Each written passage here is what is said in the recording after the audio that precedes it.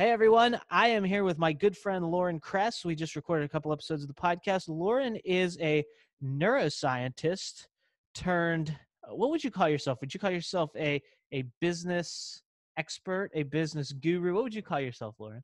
So I actually trademarked this. I call myself the business scientist, which gets a lot of attention actually. So it turned out to be a good name. Yeah, I see that because that's like your handle and stuff on, is it on Instagram is your handles? Or do you have that in Instagram your... and LinkedIn Yeah, and yeah, all yeah. that stuff. So Yeah, yeah, yeah. so that's great branding. But what would you say you do? Are you a consultant, a business consultant? Is that what you would, if you had to Yeah. describe what that is? So, like I think in the first conversation where we're having on your show, I kind of said like, I do a lot of different things, and we were talking about that importance of like bringing yourself into what you do. So really, for me, I do a bit of everything. I talk to people about all sorts of things. I get invited into lots of different projects and have different responsibilities and things like that. So yes, in my like business, I play the role of being a consultant, but my interests just go so far beyond what I'm doing in my business that I'm like, I don't want to cage myself in. I think I've got a bit of a commitment fear, maybe. Don't tell your husband that. No, just with work. Okay, that doesn't go into the personal life because we're talking about the two being similar. But let me ask you this question: out of all the different things you do, if you Yeah. could wake up every day and just do one thing, what would you want that one thing to be? Talking to people, 100%. Like every time, I think if I could only do one thing, having conversations like this, meeting new people, it's pretty amazing. It's like human beings are fascinating. And I don't mean that in a scientific, like experimental way.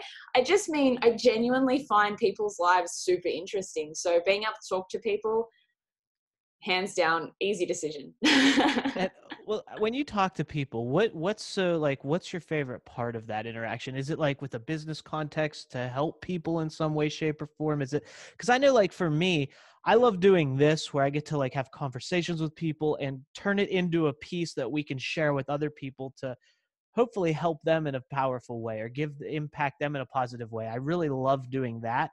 But on the flip side, I love to have conversations with people where, I can put on my consultant hat or my coach hat and really, see things from a different perspective and open them up to new possibilities. I find a lot of fulfillment in that as well, being able to see things differently. So what about the conversation do you really love the most? I think it's about, for me, really meeting people wherever they're at. So, I meet people who are much smarter than me, who know much more. And I'm like, wow, like, I'm curious about that world. Like, I can learn in 30 minutes something that it would take 15 years for me to figure out by myself if I ask the right questions, and I don't mean that like picking someone's brain. I just mean like genuinely being curious about someone's life and how they got to where they are. So there's that side of it. And then, yeah, I'm also like, I've, done mentoring and things like that. And in that space, it's sort of like, where is, again, meeting that person where they're at, where is this person? Where do they want to go? And what tools and what lessons have I learned, or who do I know who could help them? So I think it's just, there's so many different ways that, and this is the art of conversation, is there's so many different places it can go.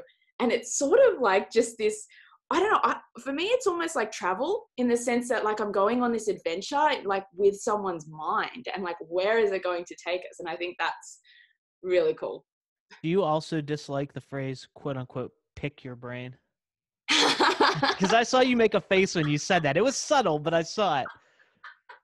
Yeah, I don't know. It seems like it's an interesting observation. I guess like I don't, one thing that bothers me and one association I have with it is that sometimes, and you can tell when people are like this, people just want to talk to you to kind of use you, like they want to talk to you so they can just get everything for themselves and they've got nothing to give back. And to me, that's not a conversation.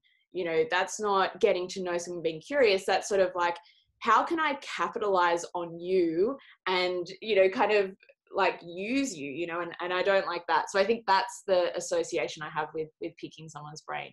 Yeah, I don't like that either, because to me, everything you just said, agree with 110%. But I Mm. also think of like, I want to know who you are as a person. I think there's just so much in your like the mind and the brain to me are two different things. They work together, but they're different. And so if I'm saying pick your brain, that's like I just want all your tactical information. That's what makes me think.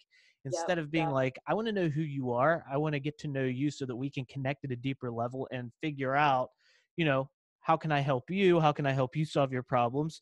And then maybe reciprocity. How can you help me at some phase? But I want it to be mutually beneficial for the two of us. And I think by saying what like you explained, I want to pick your brain is like, what can I get from you? You know, that type of thing. Well, and it's also, it can happen with the reciprocity thing as well. You see people doing this where they kind of try to game it, you know, so they go like, oh, I'm going to like aggressively give something to someone so that I can get something back. And it seems weird maybe to say aggressively give, but I think that's what it is. It's sort of like what's the intention? Where is this coming from? Is it coming from like genuine interest, genuine generosity? Or is it coming from, I want to see what I can get back from this person, you know? So I mean, it's interesting. It's interesting to see what happens, you know, if that makes I sense. love that topic, what you just brought up, because I think, and I've experienced this, and I'm sure a lot of other people have too, where someone sends you a friend request or connection request on a social media platform. And as soon as you click that accept button, because you see you have mutual friends or whatever, you hit that accept button, you get this DM that says, I want to give you this, blah, blah. And it's like, did I ask for that? Do I really even have that problem? Why do you want to give me that? And then you get defensive. And they may be trying to be nice. They may just be trying to say, but I get that feeling all the time. And like, if someone reaches out to me and is just like, hey, it's great to meet you. Thanks so much. You know, whatever. I'll usually feel pretty good about it and I'll respond and we can have a conversation. But when people start asking me specific questions without asking me if I have that question, it Mm. kind of turns me a little bit. What do you think? Yeah, I agree. And I think I probably learnt this lesson a little bit the hard way in the sense of trying to work out how to connect with people, you know. So when I first kind of started doing the whole direct message thing, I was like, oh, you know, how do I, yeah, how do I connect with people and what do I say? And it was a bit of a trial and error. And I look back on it now and I'm like, oh, some of those things I said, like I probably wouldn't be happy with someone sending me that, like, oh, that's a bit embarrassing, but you know, but we learn. And I think a lot of the time, like I try to give people the benefit of the doubt. I'm like, I'll just test them, you know. I'm kind of like, is this a person or is this like a chat bot kind of, you know, or something like that. So if people kind of offer me something, I'll usually be like, hey, can I give you some feedback? Like, you know, I'll say like, this is the lessons that I learned. So I'm like forgiving, but like I get where it's coming from. I think it can be well intentioned, but it's, yeah, you got to know how to manage that. One of the things that I don't like is when people do that strategy and they say it's a numbers game. Mm, It's a numbers game. Just send it to as many people as possible and you win some, you lose some. People aren't numbers. mm, That's what so I don't look, yeah, it can be a numbers game because in business you have to reach out to people consistently, but I don't like to look at people as numbers. I mm. like to make those real connections and then get better at connecting at a deeper level faster. Yeah, I agree 100%. Like people aren't numbers. And I get why people are saying that, but I'm like, that's what's causing a lot of your problems in your marketing strategy or your outreach strategy. Because you know, for a lot of businesses that are playing the numbers game, they don't even need to play a numbers game. Like that's what I find weird, because I'm like, okay, so say in the consulting space, it's like, sure, you know, you want to scale up, you want to grow, but having like 5 really valuable conversations every day is actually probably going to work numbers wise better for you anyway. So it's like, how are you optimizing those numbers? You know what I mean? Yes, Like I know exactly what you mean. quality can often actually result in higher numbers. So it's not just a quantity game. Well, It's like people who put out like content that is just not good. you it's know the, it's that compound effect too, right? Because like if I have one conversation that's really, really good and I benefited that person, gave them value, they gave me value, the chances of them connecting me with someone else are way higher. And if someone connects you with someone, the chances of that going deeper go much higher than if you're reaching out to someone cold. So I think one conversation can turn into many valuable conversations if you put the right focus on that one conversation instead of seeing it as a numbers game. Yeah, and I think also in the conversation, and this goes back to what we were talking about a little bit earlier, but having that this is what I've found time and time again. I've had hundreds and hundreds and hundreds of conversations, probably thousands in the last 6 months. Like I talk to a lot of people, and I'm like, this is generally what I find happens in the conversation. You chat, you get to know someone, and there's all of these things that are happening subconsciously as we're having that conversation. Is this person got the same kind of values as me? Is this someone I like? Can I trust this person? All those kinds of things. But we might be talking about the weather or our pets or that kind of stuff. And then right at the end of the conversation, the last 5 or 10 minutes, that's when opportunities start to pop up. Oh, actually, I know someone who really needs help with that at the moment. That's when, but what I see a lot of people do is they almost like cut the conversation short because they're trying to have that end part of the conversation first. Like, how can we help each other? How can we do business? And I was like, I don't know you yet. So I think we've got to be open to those possibilities kind of coming up. And in that sense, it's a numbers game in the sense of saying, if you have lots of conversations with like-minded people, good things are going to happen. Like it just will. You have enough of those conversations, but it's like the art and science thing, right? It's like those two things coming together. What you just said is why I'm not a huge fan of most networking groups. And it's Yeah. because people are only there to, it's like, I'll go there and it's like, I'll buy your stuff if you buy my stuff. Or who do you know? Who do I know? It's not like, let's get to know each other. It's all about what can I get from being here? And Yes. I don't like that vibe. It may be, and it may work really well for a lot of people. And if it does, don't let me tell you otherwise. I'm not telling you how to live your life. I'm just saying for me personally, I've gone to lots of networking events, lots of different groups, lots of different structured ones. And I just never went to one that I felt really, really good about. Maybe it's just me and my bias personally, but I just, that there's something about that feeling. I'm with you totally there. Like I've tried it. I think it's worth giving these kinds of things a go to see what fits and doesn't fit. And for me, one in particular that I went to, that's like a global networking kind of thing. And, you like pay to be a member and all that kind of stuff. And I was like, but I can just talk to people on LinkedIn. Like, why would I do this? And Exactly. it's natural and it's fun. And this just feels so transactional that it takes all of the joy out of one of my favorite things. So why would I do it? I'm also not a corporate guy. I never have been. It's just not my jam. I don't even like to wear a tie ever. I mean, I'll wear the only places I really ever wear ties are to weddings and funerals, and that's really about it. It's just not my thing.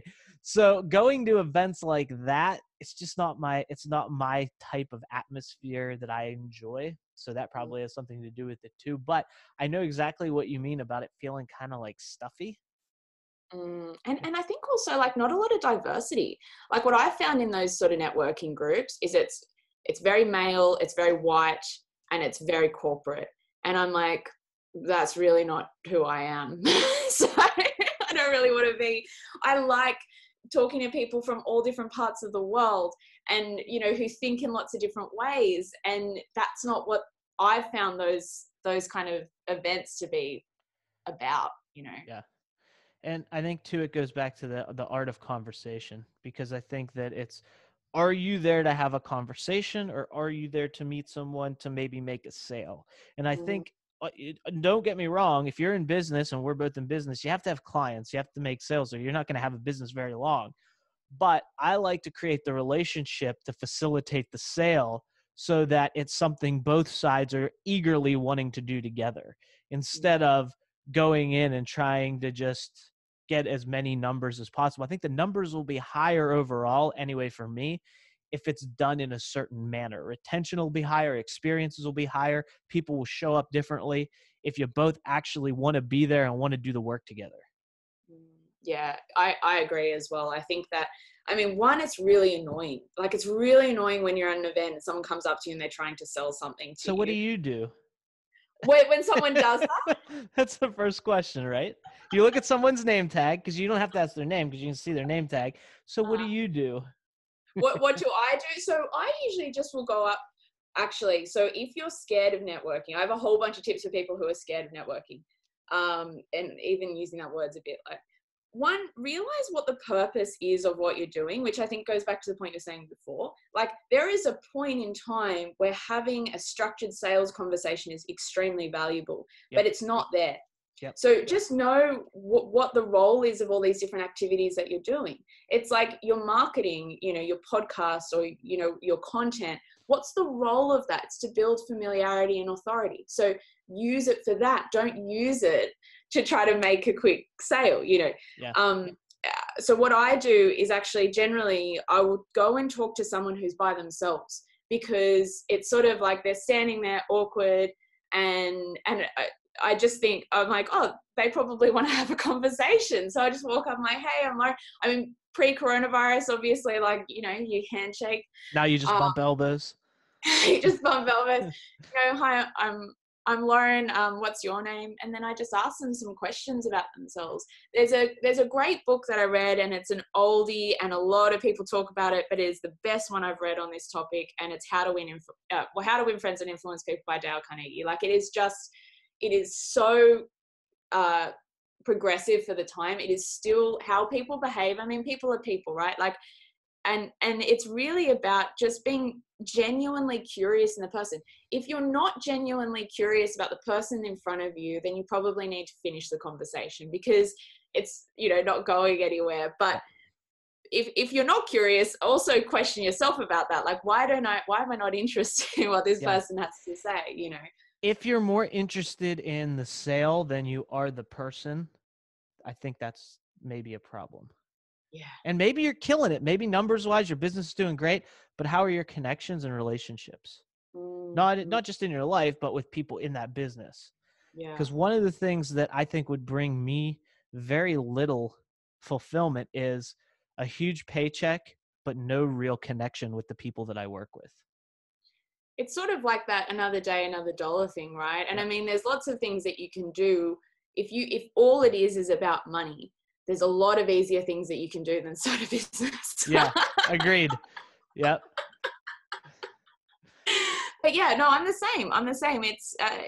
It's about, well, what do I want from my life? Like, I mean, really, if we think about what money is a way, a means by which we can enjoy our lives. So what are you accumulating it for? If you've got things that you can enjoy in life and maybe make a little bit less money, there's that as well. So, but long-term, it actually does work better. Those long-term relationships will actually be better for your business as well. Like we talked about when we recorded the podcast, it's the pursuit, right? It's about the pursuit, even if, it's managing expectations. But if you're going for something you really genuinely want to achieve, even if you don't achieve it the way that your mind conceives it to begin with, the pursuit of that will give you maximum fulfillment just in and of itself. Yeah. I think. Yeah, 100%. I think it's all about that process. It's all about that process.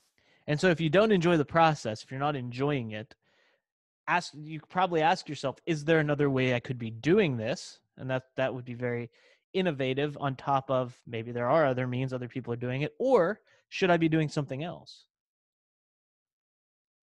Yep. If you're not enjoying what you're doing, I was listening to a great podcast the other day with Terry Crews. It was recorded a while ago with Tim Ferriss, and he talks about sort of like, if you haven't made the changes you need to make to be the person you want to be, then you probably don't want it enough. And I was like, oh, that's a really good point. Like, if you really wanted to change that situation, if you really wanted to transform your life in that way, and you haven't, you need to think about why. Because we do the things that we want to do. We will do the things that we want to do, Yeah, absolutely. I couldn't agree with you more. So it's, It's a fun process, right? It's a fun process, 100%. Trying to figure it out, trying to get, yeah. And we both, we're on similar wavelengths. We love to have these conversations. We like to meet people. We like to connect. And it's more than just, it's, getting into that flow state and living in the way in which you desire to live and experiencing life in a certain way. The money's great. And, we all need money because you need to keep the lights on and put food on the table and, pay the mortgage and support a family, all of that stuff. And you want to enjoy life. But at the same time, you want to do something that makes a difference and that you're passionate about and make that impact in the world in order to get that. And at that point, money becomes a measuring stick of how many people you're able to help. Have you seen I actually talk about this in the Home Start series, which, is this YouTube series I created about, how to start your business from home. And there's like this Japanese concept called the ikigai.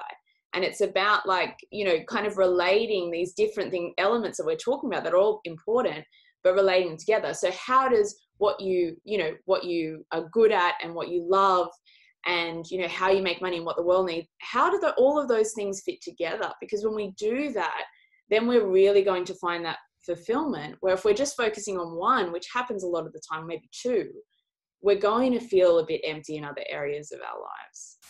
Yeah, I love Ikigai. That's a great thing to bring up. And I like to look at that. And especially when I'm talking to clients, the question always comes up, like, people think they can either do what they want or they can do what they have to do and make money and make a living. They can't do both. They can only be doing one or the other at any given time. But the path to being profitable as a business doesn't have to be a straight line. It doesn't have to be, this is what I do, so here's who I'm going to talk about. And so I can only talk about this because that's the only way they'll get it. And that's the only way. That doesn't have to be that way.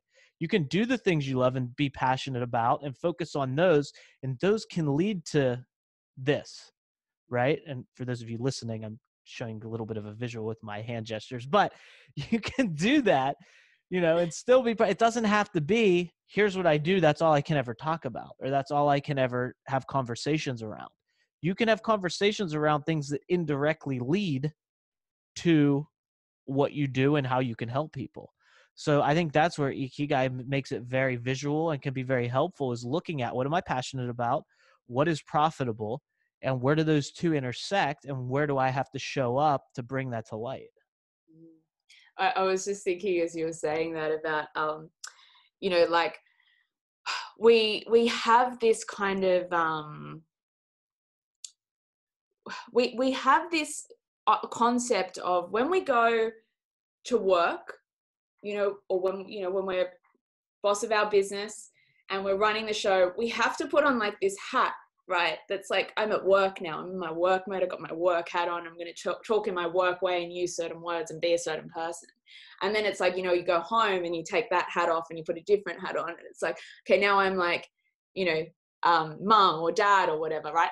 And it's like, to me, that doesn't make sense, because some of the things that are going to bring the most richness to a company and to your clients and to the people that you surround yourself with is the whole you. So like, but we just, in society, we have these structures and this idea that we've got to play these different roles instead of being like, how do I show up as me? And I think that's a journey that we go on for our lives, really, to figure that question out. But it's an interesting one anyway.